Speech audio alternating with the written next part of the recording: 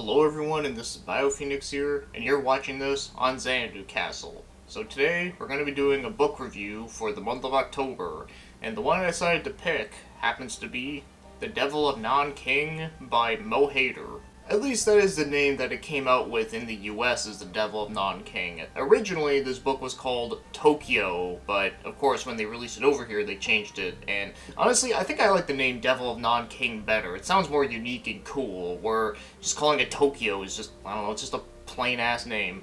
So anyways, this book is considered as a mystery, historical fiction, and horror. Yeah, that's right.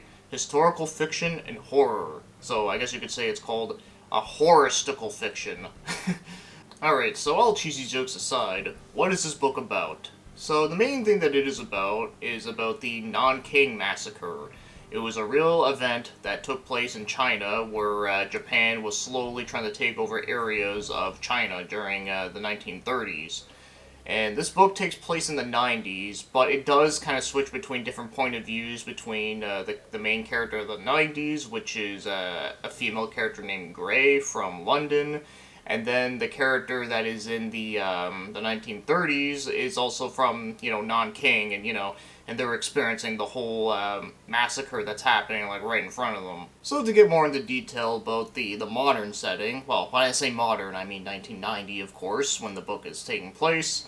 And yes, so like I said, main character's name is Gray. She goes to Japan because she really wants to learn more about the Nanking incident because it was like one of her fascinations.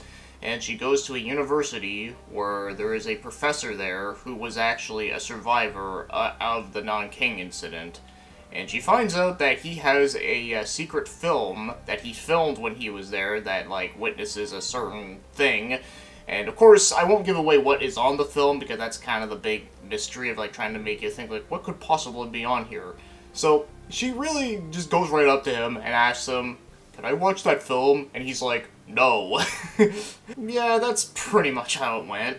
So anyways though, so throughout most of the story, she does try to convince him to watch it, and of course he ends up making a deal with her if she'll do something for him, he will show it to her. But before we get to that though, while all this is going on, she also happens to live with a guy named Jason who ends up finding her sleeping on a bench, and yeah, so he ends up taking her in to live with her because, like I said, she has nowhere to stay.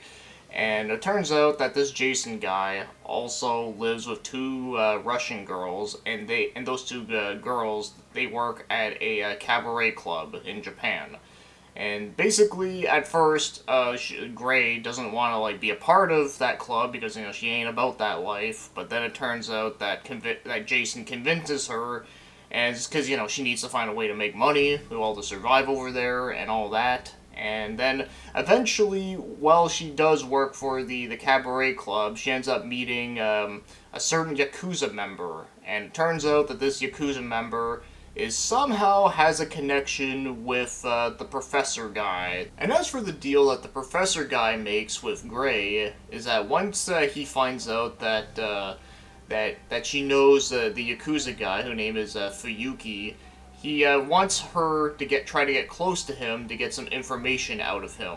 And then in exchange that, he will show her the secret film. So that pretty much sums up everything you need to know for basics when it comes to the the modern setting, the 1990s. So every other chapter, sometimes you'll get point of views from the 1930s with the survivor of Nanking, which I've kind of talked a little bit of, and yeah, there's not much else I can say about it without going into super detailed spoiler stuff, but yes, like I said earlier, the Nanking incident was a real thing that happened with a lot of horrible acts have happened there. If you look up the stuff about it, it's very, very dark stuff. I wouldn't recommend doing it unless you have an iron stomach. But yes, well, so with this book, let's talk about the disturbing content in here. And I will say, when it comes to the blood and the gore stuff, yeah, it's some pretty heavy stuff. Not as heavy as it was in, if you look up, the actual historical stuff, but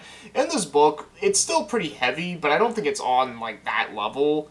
But it's still heavy enough that I think some people that are squeamish to blood and gore, yeah, they would not be a fan of it. So that is something to keep in mind.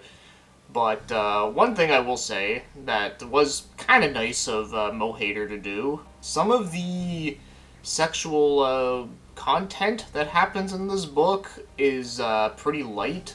And, for those that don't know, during that whole situation, there was a lot of forced sexual content that happened that is really awful. And in this book, they do mention it, but they don't go into detail about it. So, if you don't like reading about that stuff, which I totally understand, because even I am very uncomfortable reading about that kind of stuff, they actually, like I said, they don't go into detail about it. So, yeah, like, if you don't like that stuff, you'll be fine.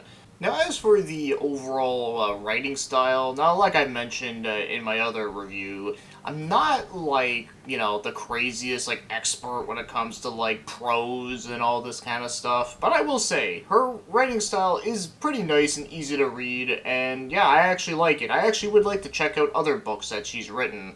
I can't remember, like, any other one that she's written off the top of my head, but I know I have seen a couple of them around, and yeah, I'm kind of interested now that I've read this one.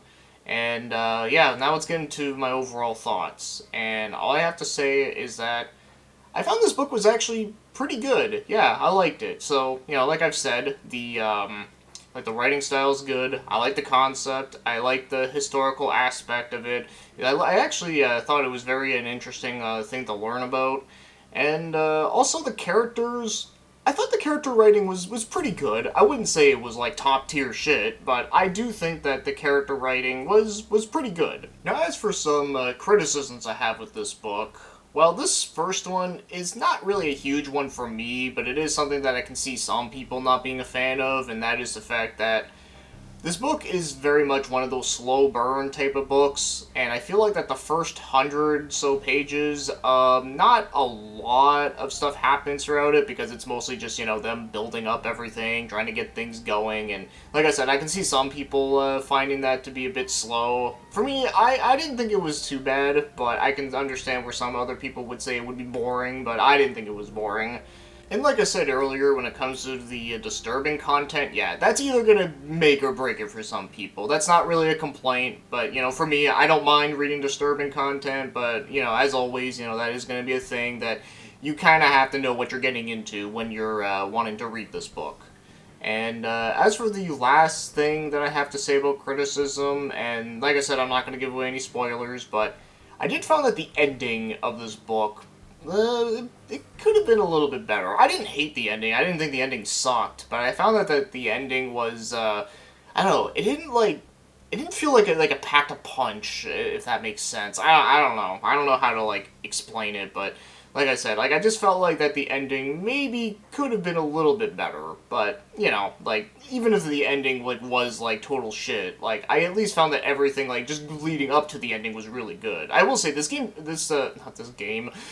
book has some, like, really good, like, thrilling moments, like, towards the end that I thought, like, were definitely worth it. So that's pretty much everything I have to say about this book, is that, yeah, I liked it overall. I thought it was pretty enjoyable, and I would recommend it for the most part. Just, like I've been saying, is that it has some disturbing content, so, be warned with that. And, of course, I feel like you really have to be interested in Japanese and Chinese history. And, of course, you have to be okay with knowing, like, the dark side of that history. So, yeah, those are the main two things. And of course, I also want to say a big thank you to Joe Crabshorts, I think his name was. He's another really good, smaller book channel that I really liked watching. I think he's on hiatus again, and I hope he's doing well. But yeah, I found out about this book from him, and yeah, I gotta say, I'm happy I read it, because it was one that always sounded interesting when I found out about it. And I'm glad I did, because, yeah, like I said, I liked it. So, with that being said, thanks for watching, commenting, and have yourselves a great day.